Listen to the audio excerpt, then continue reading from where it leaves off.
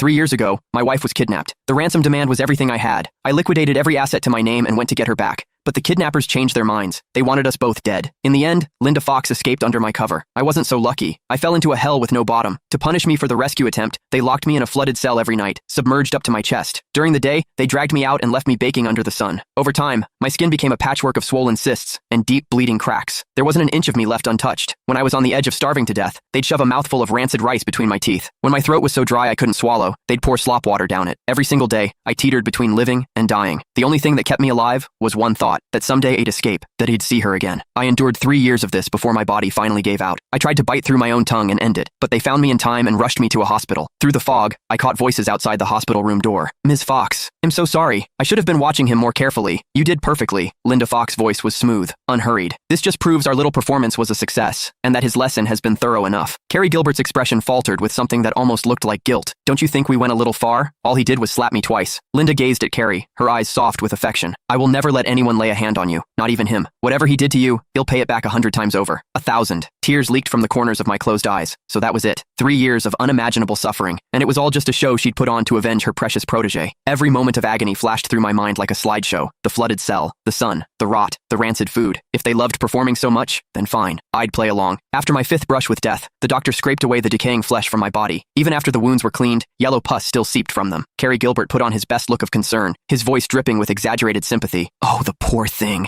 He looks so pitiful." "You're just too kind-hearted," Linda cooed. She reached over and covered Carrie's eyes with her palm, pulling him close. "When he raised his hand against you, I thought you looked pretty pitiful too." Her lips curled. "I told you, I will never let anyone hurt you. Now come on. This place is disgusting. No need to dirty our eyes with it." Every word reached me, crystal clear. I had gambled everything I owned to storm that hideout alone. When the kidnappers turned on us, my only thought had been to get her out first. And the woman had nearly died protecting turned out to be the one who'd written the script. Linda Fox hadn't just exploited my love for her. She'd stripped me of everything I had and left me broken beyond recognition. The will to live drained out of me like water through a cracked vessel. On the monitor beside my bed, the peaks on the heart rate display grew shallower, slower, flattening toward a single unbroken line. "Ms. Fox, please wait." The attending physician's face was grim as he stared at the cardiac monitor. "The patient needs emergency resuscitation, immediately. This will be the 6th time. I need your signature on the critical condition notice." Linda's voice was sharp with irritation. He bit his tongue. "That's it. How does that require resuscitation after resuscitation? Is this hospital even competent?" I was on the brink of death, clinging to my last breath. My attending physician worked frantically to keep me alive, his voice raw and desperate. "Daryl Lambert, don't give up. Fight. You have to want to survive. You can pull through this. Don't you dare let go. I have a pretty good idea what you've been through.